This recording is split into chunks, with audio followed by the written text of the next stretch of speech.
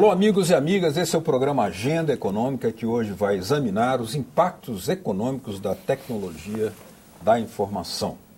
O Brasil, com cerca de 60,2 bilhões de dólares de faturamento anual, ocupa o 7º lugar no ranking mundial deste setor, atrás das potências que são Estados Unidos, China, Japão, Reino Unido, Alemanha e França.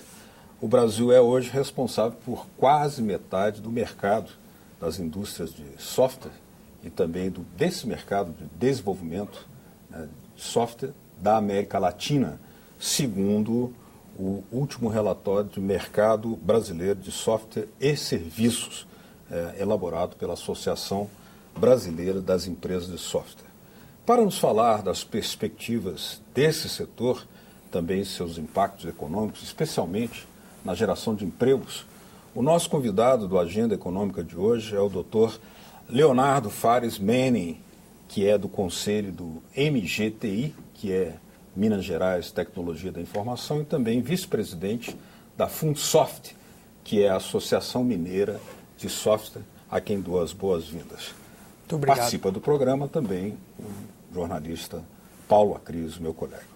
Muito obrigado por ter aceito nosso convite. Eu que agradeço. Essa oportunidade de estar aqui, bater esse papo, trocar essas ideias. Eu agradeço muito a oportunidade. Muito bem. Como é que o Brasil chegou a esse ponto de seu 7º lugar, já que em nível mundial, se comparado com outros países, ele está em posições muito mais modestas, especialmente no que diz respeito à sua indústria.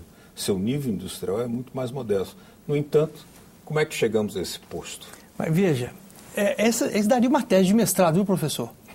Dava uma tese até de doutorado, se a gente fosse a fundo. Mas há alguns indicadores. O primeiro, só complementando, então um dado importante. A indústria de TICs no Brasil, TI mais comunicação, é do tamanho um pouco maior que a indústria automobilística. A gente não tem essa percepção, mas ela é maior do que ela. Bom, mas você pensa o seguinte, primeiro o Brasil tem um grande mercado. É um grande mercado e que nos últimos 20 anos... nos últimos 16, 20 anos, vem crescendo fortemente. O segundo aspecto é que a indústria de software é transversal. Ela não pega somente o setor industrial, mas ela pega o setor de serviços, ela pega o setor financeiro, ela pega agribusiness. Então, ela é muito ampla. E a expansão dessas áreas fez com que a indústria de TI crescesse no Brasil. Mas há muitos desafios, Então tem muita coisa para fazer ainda. O grande desenvolvimento foi aí no setor financeiro. O setor financeiro, o Brasil é uma referência mundial nessa área, não é? Então tem muita tecnologia nacional embutida nisso, mas a história é o seguinte, é transversal. Hoje é muito interessante, eu estava lendo outro dia, quando agora recentemente o Brasil finalmente fechou o negócio dos aviões de caça, para reequipar a Força Aérea, então estava discutindo os conceitos do que é um avião moderno. Agora está se falando de um avião de 5ª geração. E o que é um avião de 5ª geração? É basicamente um avião invisível a radar e cheio de software. O que define a quantidade de software que tem dentro dele. Então você imagina, pensa 30 anos atrás, ou 40, o que tinha de software no avião? Nada, absolutamente nada, zero. E hoje você define uma classe de avião pelo tanto de software embutido, embarcado que está ali. Então é um segmento transversal. E como alguns setores avançaram mais do que outros, ela foi crescendo.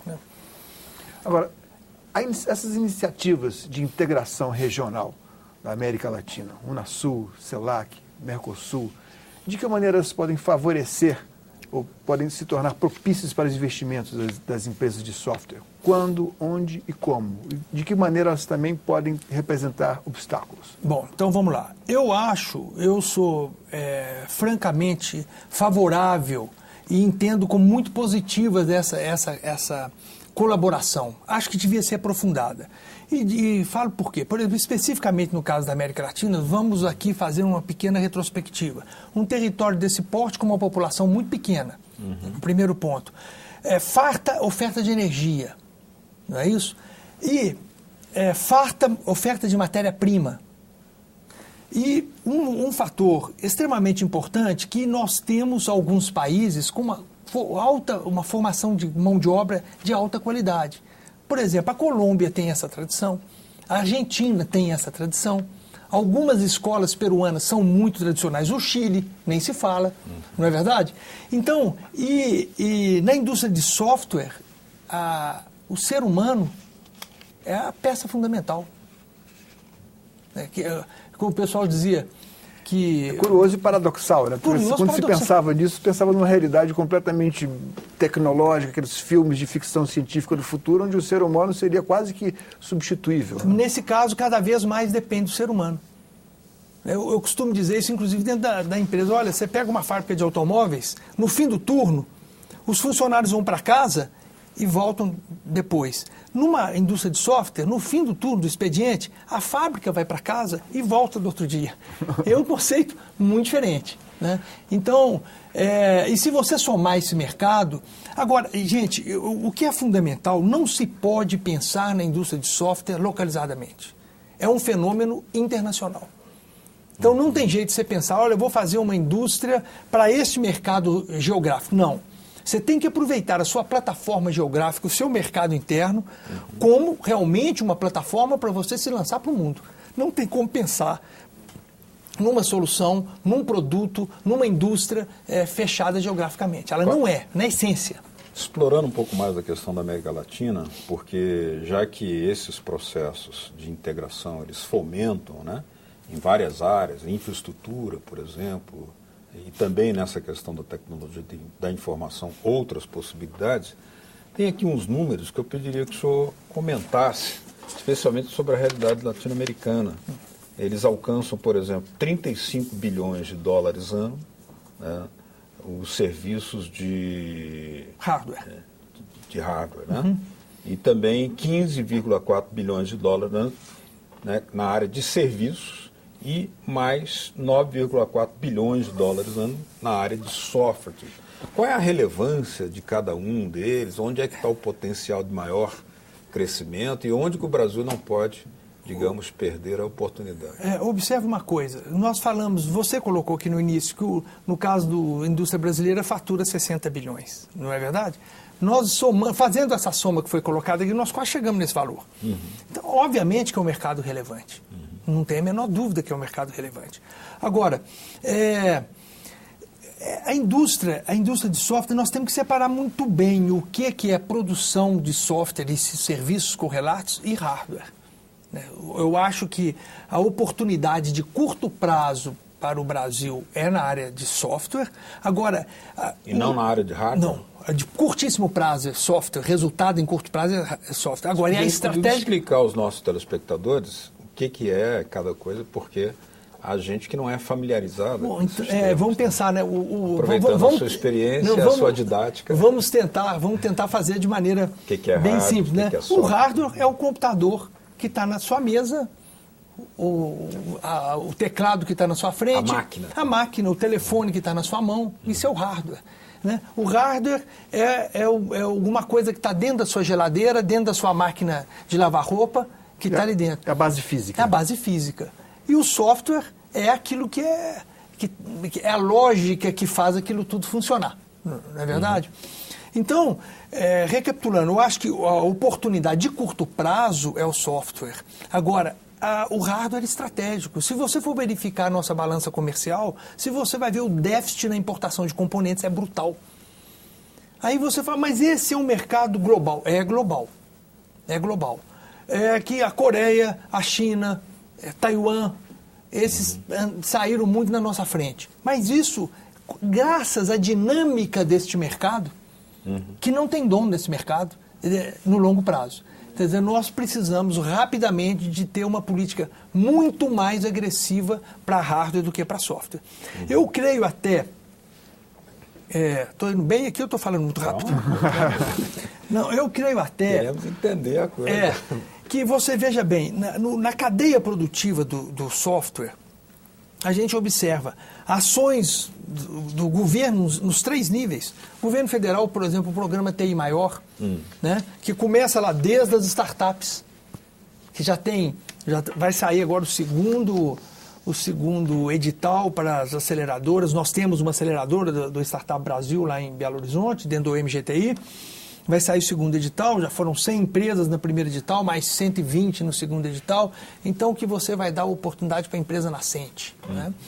E depois tem toda uma série de ações articuladas, o CERTIX, que é a certificação de software nacional. Quer dizer, a compra pública, o governo dá vantagem para quem tem a certificação de software nacional. E abre-se um parênteses, software nacional não é aquele que é feito todo no Brasil. Olha que interessante. É aquele em que a inteligência está no Brasil, porque você não consegue mais fazer um produto dentro de uma fronteira. E os direitos disso ficam com o Brasil? Os direitos ficam, isso continua sendo regulado da mesma maneira. A propriedade intelectual fica com a gente aqui. Fica com a gente aqui.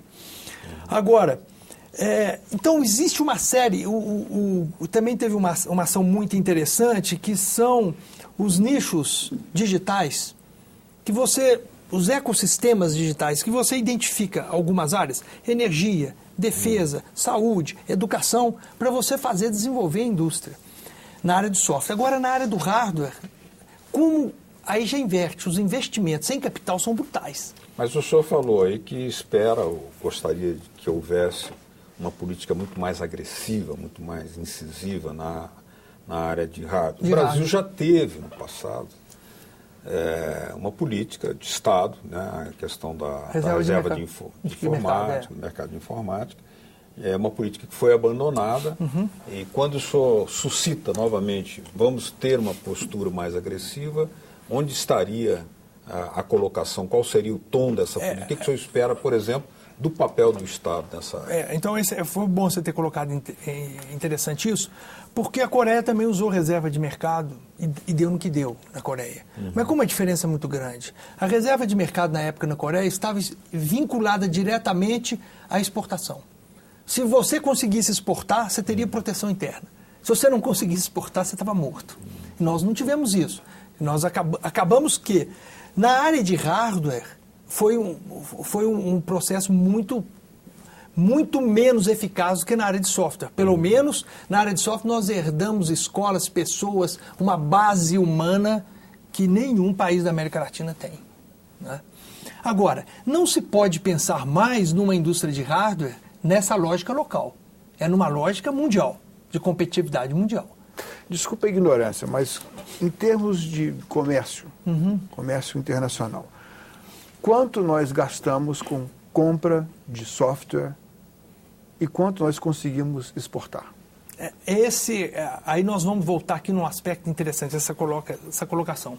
Por exemplo, nós gastamos muito com compra de software e exportamos menos do que nós importamos.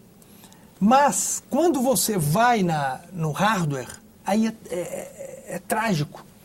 Porque você exporta muito produto acabado, mas que está embarcando uma quantidade brutal de componentes que você importa.